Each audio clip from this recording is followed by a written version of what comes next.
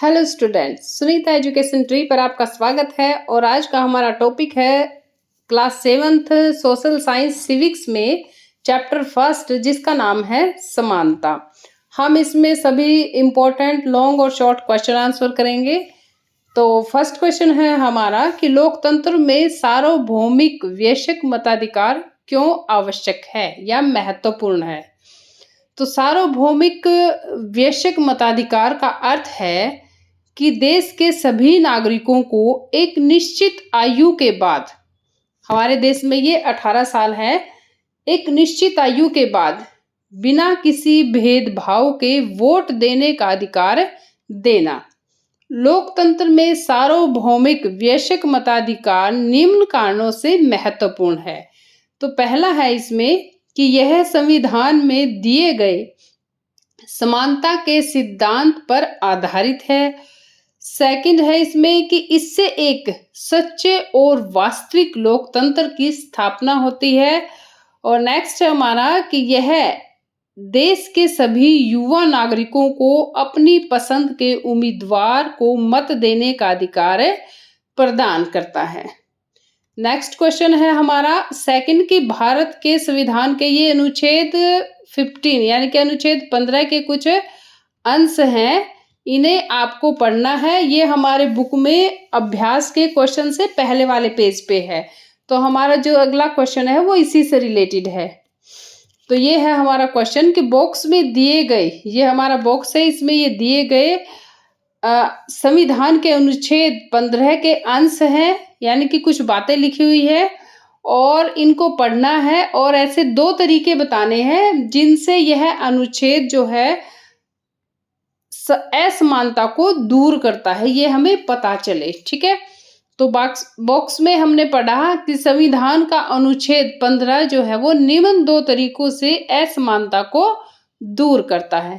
पहला है कि राज्य किसी नागरिक के विरुद्ध केवल धर्म, मूल, वंश, जाति, लिंग और जन्म स्थान के आधार पर कोई भी भेदभाव नहीं करेगा। और सेकंड है कि कोई भी नागरिक सार्वजनिक दुकानों, सार्वजनिक भोजनालयों, होटलों, सार्वजनिक मनोरंजन के स्थानों और साधारण जनता के प्रयोग के लिए समर्पित, यानी कि उनके लिए लगाए गए कुओं, तालाबों और सड़कों आदि सार्वजनिक उपयोगी स्थानों और साधनों, यानी कि चाहे स्थान हो या साधन हो, उनके प्रयोग में किसी भी तरह की शर्त के अधीन नहीं होगा। यानी कि बिना शर्त के सभी व्यक्ति उसका प्रयोग करेंगे। अर्थात क्या है कि वह बिना किसी भेदभाव के सबका उपयोग कर सकता है। किसी नागरिक के साथ केवल धर्म, मूल, वंश, यानी मूल होता है कि जहां उसने जन्म लिया है वो वंश, जाति, लिंग, जन्म स्थान आदि के आधार पर भेदभाव नहीं होगा। थर्ड क्वेश्चन है हमारा कि कानून के सामने सब व्यक्ति बराबर है। इस कथन से आप क्या समझते हैं और आपके विचार से यह लोकतंत्र में महत्वपूर्ण क्यों है। तो कानून के सामने सब व्यक्ति बराबर है का अर्थ है कि भारत के सभी नागरिक एक जैसे कानून का पालन करते हैं।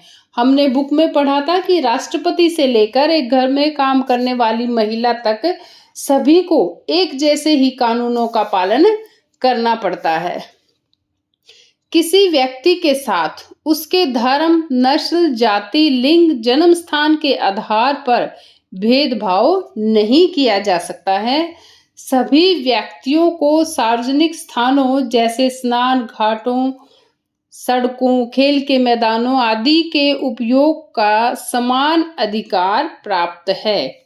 मेरे विचार से यह लोकतंत्र में महत्वपूर्ण भी है। यहाँ पूछा था ना कि आपके विचार से, तो आपके विचार से यानी कि मेरे विचार से यह लोकतंत्र में महत्वपूर्ण भी है, क्योंकि सभी व्यक्तियों की उन्नति केवल समानता के द्वारा ही संभव है।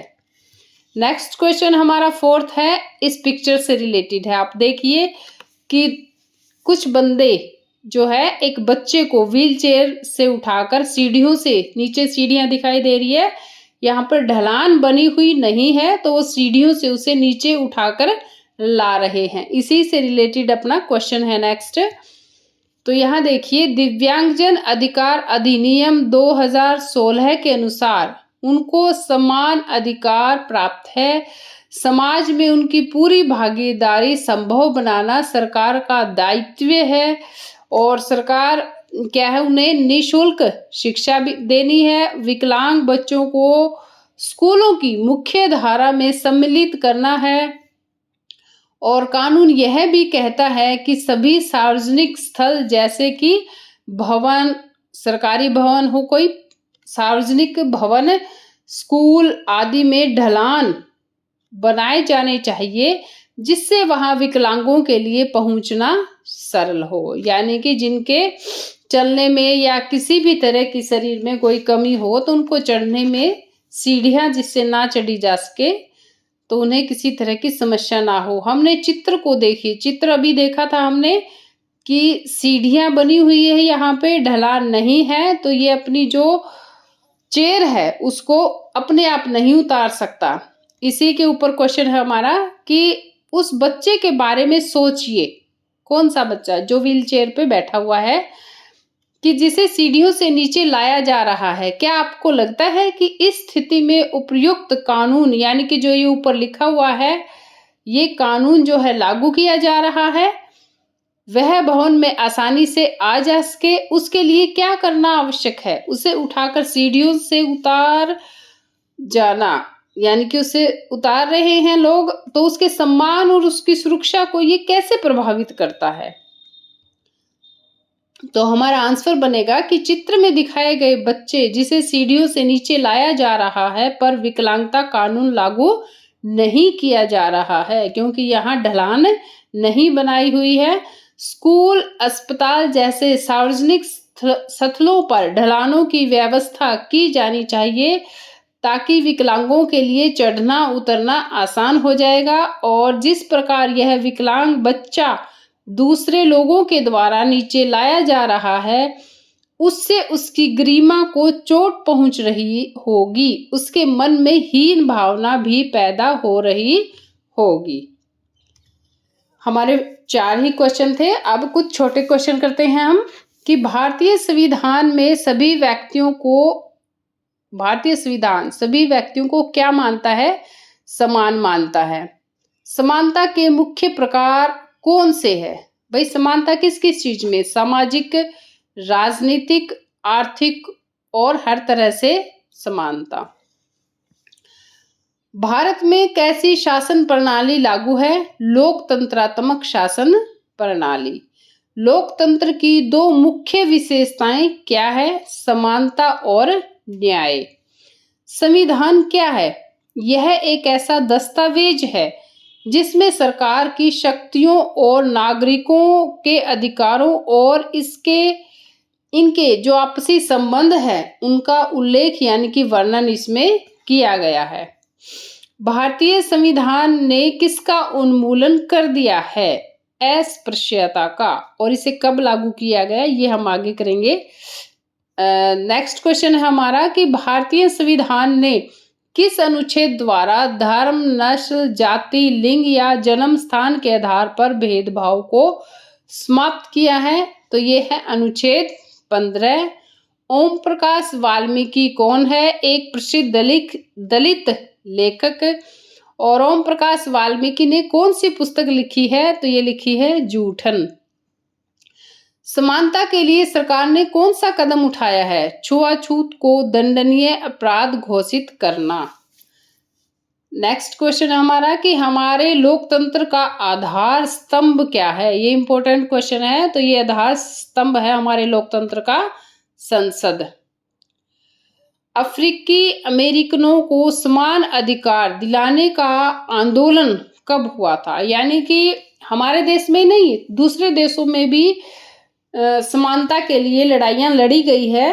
तो अफ्रीकी अमेरिकनों को समान अधिकार दिलाने का आंदोलन हुआ था 1950 में।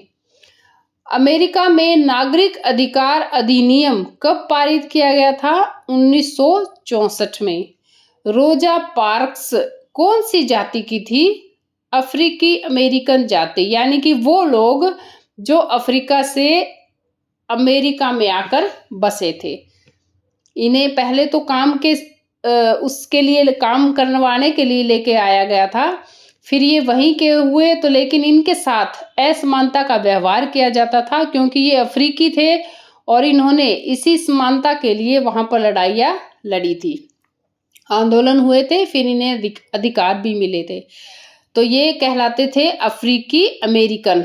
भारत में सरकारी स्कूलों में दोपहर का खाना या भोजन दिया जाता है। इस योजना को क्या कहा जाता है? तो इसे कहते हैं मध्याह्न भोजन योजना। मध्याह्न यानी कि मध्य, मिड, स्कूल का जो टाइमिंग है उसके बीच में मिड डे मील दिया जाने वाला खाना, मिड डे मील, तो मध्याह्न भोजन योजना। स्कूलों में मध्याह्न भोजन व्यवस्था यानी कि मिड डे मील सबसे पहले किस राज्य में लागू की गई थी? तो ये लागू की गई थी तमिलनाडु में। उच्चतम न्यायालय ने मध्याह्न भोजन की व्यवस्था करने का आदेश सभी राज्यों को कब दिया था? तो ये दिया था वर्ष 2001 में। नेक्स्ट क्वेश्चन है, मध्याह्न भोजन की व्यवस्था कार्यक्रम से क्या अभिप्राय है? बच्चों को राजकीय प्राथमिक विद्यालयों में दोपहर का भोजन सरकार द्वारा दिया जाना। मध्याह्न में भोजन की व्यवस्था का एक लाभ लिखिए। इससे बच्चों की उपस्थिति में सुधार हुआ है। लोकतंत्र में सभी प्रकार से सभी को बराबर करना क्यों आवश्यक है? समानता स्थापित करने, जातिवाद और भेदभाव की समाप्ति के लिए। भारत में मताधिकार प्राप्त करने की न्यूनतम आयु कितनी है? तो ये है 18 वर्ष। गरिमा शब्द का क्या अर्थ है? अपने आप को और दूसरे व्यक्तियों को सम्मान योग्य समझना। नेक्स्ट क्वेश्चन है हमारा कि भारत सरकार ने विकलांगता अधिनियम कब पारित किया? तो ये किया था 1995 में। भारत में विकलांगता दिवस कब मनाया जाता है? तो ये मनाया जाता है 3 दिसंबर को। सरकार द्वारा दिव्यांगजन अधिकार अधिनियम कब पारित किया गया? 2016 में। अस्पृश्यता के जो अंत का वर्णन है, अस्पृश्यता के अंत का वर्णन किस अनुच्छेद में किया गया है?